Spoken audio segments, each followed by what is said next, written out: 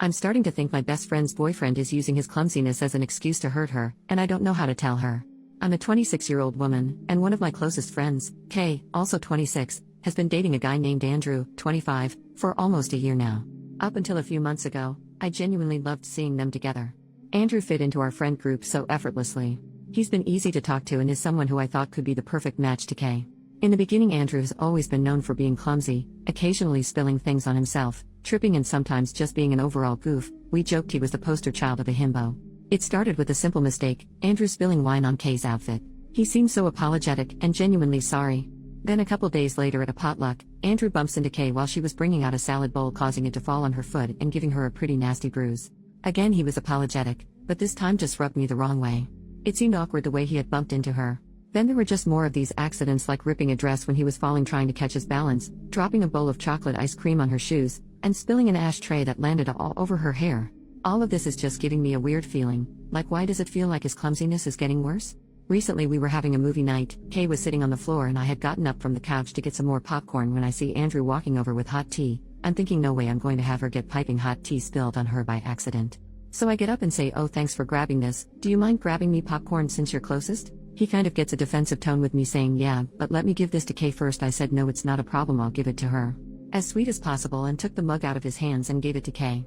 Then he seemed kind of distant the whole rest of the evening. I talked with one of my friends in our group just about the tea drama, and she said that Andrew might have been pissed off, feeling like I was babying him.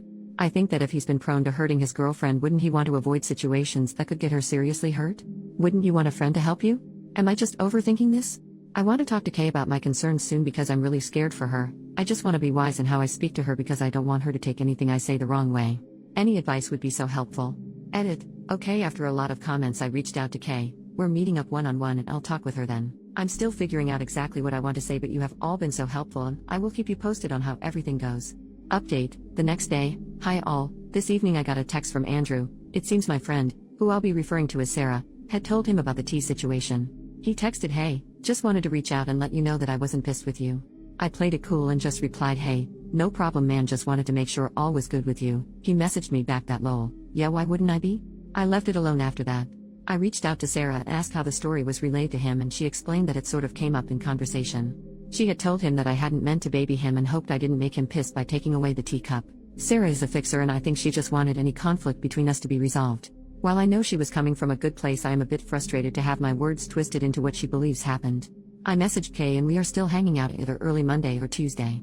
She seemed to be fine with me. We had a quick call, but she seemed less talkative, which has me nervous. I really hope I didn't screw everything up. After a lot of comments, I've decided I'm going to be careful with my wording. A lot of you have pointed out Andrew could have a medical condition. While I'm a bit skeptical, I will keep this in mind. Hopefully my concerns can be addressed in a way that flows with our conversation. Thank you all for your feedback, even if some was harsh, and to all who have shared DV stories, I'm so sorry you had ever received any mistreatment. You deserve happiness and safety. I'll be posting an update as soon as we have our talk or anything changes. Edit. For clarification, he's only being clumsy with her. In fact, I'd say it's become more focused on her. Sorry, should have been more clear in my writing. Andrew's clumsiness, while apparent, was always self-inflicted, like a small spill or mostly tripping a bit over his feet. It's been only recently with his behavior it's become more pointed towards Kay. Like he's rarely been him being the injured or spilled on party, it's now been only Kay. Relevant comment, does he do it when she's particularly proud of or happy in an outfit? OP, the dress he ripped was one of her favorites, and she had to go home early because it ripped in the cleavage area and she was more so embarrassed. The ashtray being dumped on her hair was when she was wearing her hair natural, curly, when she mostly straightens it. But she'll have her hair natural randomly and nothing happens. Also, he totally ruined her white heels with the chocolate ice cream. OP realizes something a few comments later. That's something I've been thinking about, and writing it all down I just realized, all the accidents have to do with her looks. Spilling on her outfits, bumping into her when she's wearing a dress, chocolate ice cream on her shoes, those were white heels. I know that's just speculation. Someone else said it could be a Munchausen by proxy situation. Overall just solidifies that I just need to talk to her, which I am this week. Also, her reaction to these accidents is always quick to try to move on. She is somewhat introverted and doesn't like attention, so she's just quick to say she's fine and move on from it. She'll tell Andrew that she forgives him and just to be careful. Commenter, this seems sinister because it seems like he's trying to see what he can get away with. OP, that's what has been hard. I felt like I've been the only friend to notice. Like no one else seems to want to believe that Andrew's doing this on purpose because we've known him to be this clumsy guy. I mean, who wants to believe someone's doing this on purpose? Commenter, does this happen in front of others or also with just the two of them? From what I understand, he's always had these accidents in front of friends, not when it's the two of them. And whenever it happens, he gets really apologetic and he's never laughed about it. But it just feels so weird, like he's being so over the top, like he once said, "I would hate myself if I seriously hurt you." I don't know, that just came off so odd to me for his usual character, who is typically a silly guy. Update: 3 days later. Hi all, sorry for the delay, a lot has gone on. So I talked to Kay this morning. I started off the conversation normal, when Kay says, "Hey, why were you concerned about Andrew bringing me tea?" I just say I had noticed he'd been more clumsy lately and I wanted to avoid either of you of getting hurt. She was quiet for a bit, then asks me, "Do you think it's odd how he's been acting?" Considering all your advice, I respond with, "I care about you and want you to be safe. I don't want to hurt you or Andrew, but I feel like most of the accidents have come at your expense. I don't want it to get to a point where you have a worse injury." This is when Kay burst out crying like I have never seen. After composing herself enough to talk, she says she's been so suspicious of how these accidents have been centered around her and how validating it was to have someone feel the same way. It's been causing her a lot of anxiety, and she felt so relieved when I took the teacup away from him. She has tried to suggest to Andrew that he should go to a doctor, but he just says he's perfectly fine. Kay is not confrontational, so she just drops it. She said how recently Sarah, Andrew and her were all hanging out together. Sarah told Andrew I was so upset about how he was hesitant to hand me the teacup, a completely different story from what Sarah told me.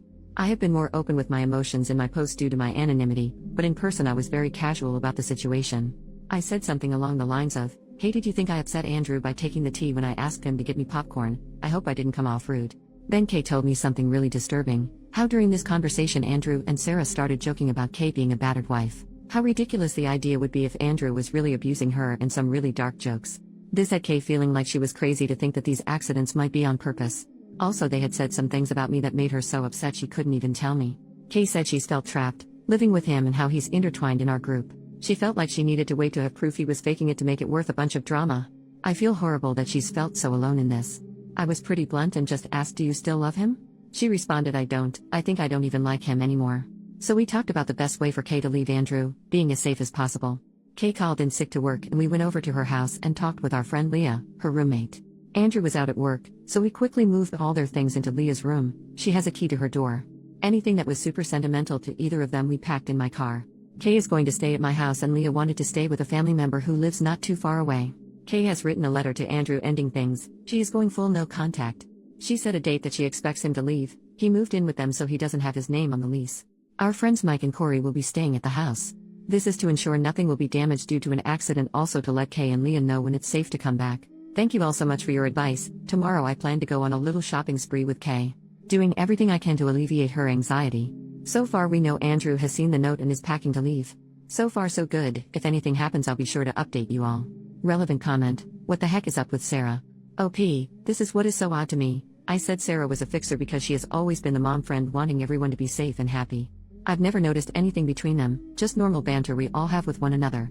I just don't know why she's going to bat for him so hard. We had a call where she was very mean, to put it mildly. She was very angry at me, like I was the one who caused all this, as well as some very personal attacks. I think Andrew is telling her something because this isn't who I knew her to be at all. Or maybe she has always been but has simply masked it? Commenter number 2. Did Kay ever tell you what Sarah said about you? OP, I told Kay vaguely about what Sarah said on the phone call and asked if it was similar and she confirmed. Being vague as possible, it has to do with my family's issues with addiction and situations happening due to that. I had told our friends in confidence, knowing she's used it to weaponize it against me, and has told Andrew has my skin crawl. Commenter, what was your other friends' reactions to Kay and Sarah? All of our friends, except Sarah, have been a huge help in Kay's healing during this time. It's been amazing to be a part of and witness. We've all since blocked her. Her comments towards Kay and me have not been tolerated by our group. Hopefully this is the wake-up call she needs. Final update. First off, Kay is safe.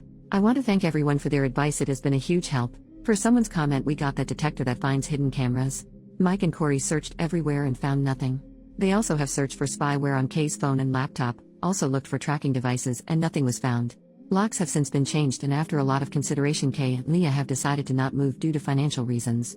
But for their safety, they've decided to have Mike live with them. He works remote so he doesn't have to leave for work and will be at the house most of the time, so Kay or Leah wouldn't be home alone.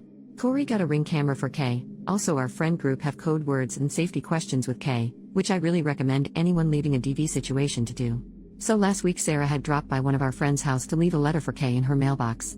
It was very odd. It was written from both Sarah and Andrew's perspectives, saying how hurt they were, that the way they have been treated was so unfair, that it isn't healthy to go from being someone's everything to just shutting them out entirely. They said how they were happier without outside influences and hoped Kay could find the freedom they had found together. They stated a lot of gross comments about personal struggles of myself and others in the friend group to paint us as crazy people. They ended it with how they just wanted to move on, that this was their goodbye and that they would welcome her back if she ever wanted to reach out to them but would respect her wishes to go no contact. We all don't know if this is their way of saying they're together or what. It's incredibly odd. Some of our friends think it's an invitation to an open relationship. Either way, we haven't heard from them since. Kay has opened up with her counselor and us about her stories with Andrew. She has come to believe his accidents were a tactic to control her appearance. Apparently he had a thing for a certain aesthetic and would want her to dress in that way. Behind the scenes he would remark how her looks wouldn't show off her figure and how it would be more flattering for her to wear certain aesthetic, because it would just look better. He would even make jokes about her outfits and overall style. When she would tell him to stop, he would get apologetic and say he was just trying to be funny. There are other factors as well, but those risked Kay's anonymity, but all revolved around her appearance. Kay is amazing. She has been so strong throughout this process. She said it feels like a heavy burden has been lifted. She is truly special and she deserves true peace and happiness. Our friend group has really gone above and beyond to support Kay, which is the least we can do. Thank you all for pushing me to say something. It validated what Kay and a lot of our friends were feeling. I will let you know if anything changes, but hopefully Sarah and Andrew will leave Kay alone.